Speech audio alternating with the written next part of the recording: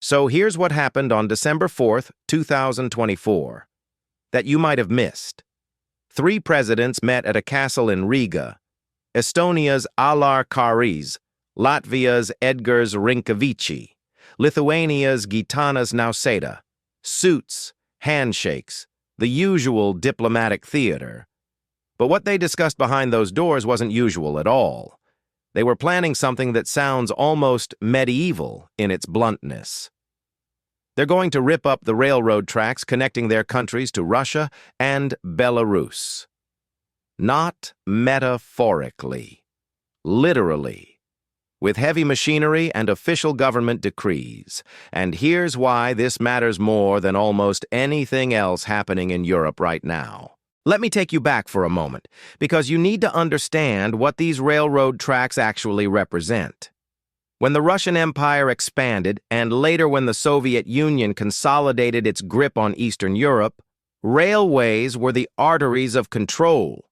Where the rails went, Russian power followed. Military units, bureaucrats, resources, ideology, all of it moved along those tracks. And here's the detail that matters. Those tracks are wide. Specifically, they're 1,520 millimeters wide. What's called Russian gauge. European trains run on standard gauge, 1,435 millimeters. That difference of 85 millimeters? That wasn't an accident. It was strategic. The Tsars made that choice deliberately in the 19th century. The idea was simple and brutally effective. If European trains can't physically run on Russian tracks, then European armies can't use those rails to invade Russia. It was a defensive weapon built into the very infrastructure of the empire. Well, that weapon just turned around and is now pointing the other way. The Baltic states, Estonia, Latvia, Lithuania, they still have hundreds of kilometers of these Russian gauge tracks on their territory. Soviet-era remnants. And as long as those tracks exist, Russia maintains physical access to Europe. Russian train cars can roll right through. Goods, potentially troops. The whole apparatus of connection remains intact. The president's meeting at Riga Castle decided that connection needs to end permanently. Now let's talk about what happens when you actually do this, because the implications are staggering. Start with Kaliningrad. You know Kaliningrad, that little chunk of Russia wedged between Poland and Lithuania, completely separated from the rest of Russia. It's home to about 490,000 people. And more importantly, it's home to Russia's Baltic Fleet headquarters. There are military bases there, missile systems, the whole Russian military infrastructure positioned right in the heart of what is now NATO territory. How does Russia supply Kaliningrad? Primarily by rail, running through Lithuania. Russian trains carrying Russian goods, moving through Lithuanian territory to reach Russian territory. It's an anomaly, a weird artifact of how borders settled after the Cold War. If Lithuania rips up those tracks at its border with Belarus, which is exactly what they're discussing, Kaliningrad becomes an island. Russia would be forced to supply it entirely by sea and air. Every ton of cargo that currently moves efficiently by rail would have to be loaded onto ships or planes. The cost multiplies exponentially. We're talking billions of rubles in additional subsidies just to keep that territory functioning. But here's where it gets more serious. This is also about military vulnerability. The Baltic Sea has become essentially a NATO lake. Sweden and Finland just joined the alliance. If conflict ever came, Russian ships trying to supply Kaliningrad would be sailing through waters dominated by NATO naval forces and within range of coastal missile systems. Those supply lines would be extraordinarily exposed. And there's a psychological dimension, too. Imagine you're living in Kaliningrad and suddenly the land connection to the rest of your country is severed. You can't just take a train to Moscow anymore. You're physically cut off, dependent entirely on ships and planes that could be disrupted at any moment. That creates a siege mentality, a sense of isolation that undermines Moscow's authority in the region. Then there's Belarus, and this is where the economic warfare aspect becomes crystal clear. Belarus is landlocked. The Lukashenko regime's economy depends heavily on exports, particularly potash fertilizer and petroleum products. Millions of tons of these commodities need to reach international markets. The only economically viable way to move that volume is by rail. And for years, Belarusian goods have been flowing through Lithuania to the port of Klaipėda and through Latvia to the ports of Riga and Ventspils. These Baltic ports have been Minsk's lifeline to global trade. The Baltic states are preparing to cut that lifeline. Think about what happens next. Those millions of tons of potash exports, they pile up at the border. You can't move that volume by truck. The cost would be prohibitive. It would destroy whatever profit margin exists. The alternative Russia is offering is to redirect everything to St. Petersburg. But Russian ports are already congested with Russia's own cargo. The capacity isn't there. The distance is much longer, and the additional costs would devastate Belarusian industry. When goods can't move, factories shut down. Workers don't get paid. The economic pressure on the Lukashenko regime would be immense, and that's exactly the point. Now, here's the context that makes this make sense. The Baltic states aren't doing this out of nowhere. They've been on the receiving end of Russian and Belarusian hybrid warfare for years. Remember the migrant crisis? Lukashenko, clearly with Russian backing, orchestrated the movement of thousands of migrants to the borders of Poland and the Baltic states, weaponizing human beings to create chaos and pressure on European borders. Then there are the cyber attacks, the disinformation campaigns, the mysterious drones being released across borders, the constant probing and testing of defenses. The Baltic states have been playing defense. Now they're going on offense, and they're doing it in the most definitive way possible, by physically removing the infrastructure that enables connection. This isn't an embargo you can lift. This isn't a border checkpoint you can negotiate about. When you rip up hundreds of kilometers of railroad track, you're making a statement that's literally set in concrete, or in this case, in the absence of steel rails. The message is unambiguous. We don't want your money. We don't want your trains. We don't want you here.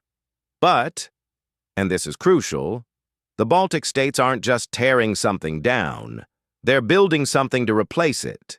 It's called Rail Baltica, an 870-kilometer, fully electrified, high-speed rail corridor running from Tallinn in Estonia all the way down through Riga and Vilnius to Warsaw. European standard gauge, capable of speeds up to 249 kilometers per hour, double-tracked throughout. Look at the orientation. The old Russian tracks run east-west toward Moscow. Rail Baltica runs north-south toward the heart of Europe. That directional change is the whole point. It's a physical reorientation away from the Russian sphere and into the European one. And here's the military significance. When Rail Baltica is complete, NATO can move military equipment from Germany or Poland to Estonia's eastern border with Russia in hours. No transfers, no changing wheel gauges, no delays. Just fast, integrated, modern logistics. Compare that to Russia's rail-based military, which is 90% dependent on those wide-gauge tracks that will no longer connect to anything once the Baltic states remove them. Russian rail cars will be stranded at the border, physically unable to proceed because their wheels don't match the track width. It's a technological asymmetry that completely upends Russia's strategic calculations in the region. There's another dimension to this that's easy to overlook. What this does inside Russia. Russian Railways, RZD, is one of Russia's largest employers and a critical pillar of the state economy. Close off the western routes, and you're tearing a hole worth billions of dollars in RZD's revenue. idle train cars, unemployed railway workers, pressure on the federal budget, and perhaps most importantly, the death of hope. As long as those Western rail connections existed, there was always the possibility, however distant, that when sanctions eventually lifted, when relations somehow normalized, trade with Europe could resume. The infrastructure would still be there, ready to carry commerce back and forth. Remove the tracks, and you remove that future. There's no trade waiting on the other side of improved relations because there's no physical way to conduct that trade anymore. It's a psychological blow as much as an economic one. Lithuanian President Nausėda specifically called for the European Commission to evaluate this plan, which tells you something important. This isn't just three small countries acting alone. This is part of a broader European defense strategy. The continent is preparing for the possibility of prolonged confrontation with Russia. The Eastern Defense Line isn't some abstract concept. It's being built right now. And part of building it means physically severing the connections that could be exploited in a conflict. Think about what that means. Europe is essentially writing off any prospect of normalized relations with Russia for the foreseeable future. You don't rip up hundreds of kilometers of railroad track if you think you're going to need those connections again in 5 or 10 years. This is a generational decision. According to reports, Latvia plans to complete its evaluation by the end of 2025 and announce a final decision in early 2026. But even before any official decision, things are already changing on the ground. There have been reports of sabotage, Ukrainian partisan groups hitting rail lines in Russia's Rostov and Leningrad regions, demonstrating how vulnerable these networks are. The Baltic states are now preparing to do legally and officially what those partisans have been doing covertly. Make those rail connections cease to exist. Estonian President Karas emphasized that if they do this, they'll do it together. That coordination is essential. If one country removes its tracks while others don't, you just create gaps and complications. But if all three move in unison, supported by Poland and with the backing of the EU, it becomes an irreversible transformation of the region's geography. Step back and look at what's actually happening here. The post-Cold War order in Eastern Europe, that ambiguous space where countries tried to maintain relationships both east and west, where Soviet-era infrastructure remained in place even as political orientation shifted. That's ending. The era of gray zones is over. You're either connected to Europe or you're not. And the Baltic states are making sure that Russia and Belarus definitively are not. For the Kremlin, this represents strategic claustrophobia. The western gates aren't just closed. The roads leading to those gates are being erased from the map. Peter the Great fought for Russia's window to the west. Catherine the Great expanded the empire westward. The Soviet Union imposed its system on Eastern Europe. Putin has spoken endlessly about Russia's rightful sphere of influence. All of that ends at a dismantled railway junction on the Estonian, Latvian, or Lithuanian border. Belarus faces economic strangulation. Kaliningrad faces isolation. Russia faces the reality that its imperial dreams, its ambitions of influence in Europe, now literally have no track to run on. And here's what makes this so significant in the larger context. This is how the map actually changes. Not through dramatic military advances or sudden political revolutions, but through methodical, practical decisions about infrastructure. You dismantle some railroad tracks. You build new ones going in a different direction.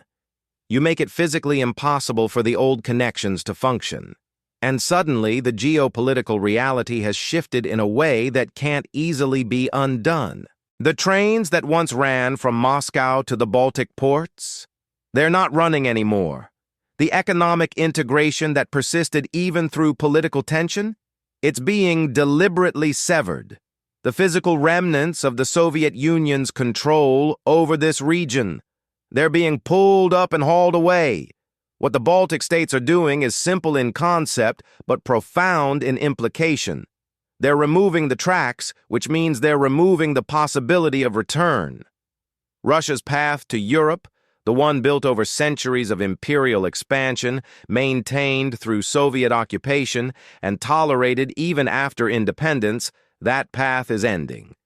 The train has left the station, and this time, Russia isn't just missing the departure. Russia is watching the tracks themselves disappear behind it. This is how the future gets built and how the past gets definitively buried. 3 small countries, a few hundred kilometers of steel rail, and a decision that reshapes the strategic map of Europe. Keep watching this space, because when those tracks come up, there's no putting them back.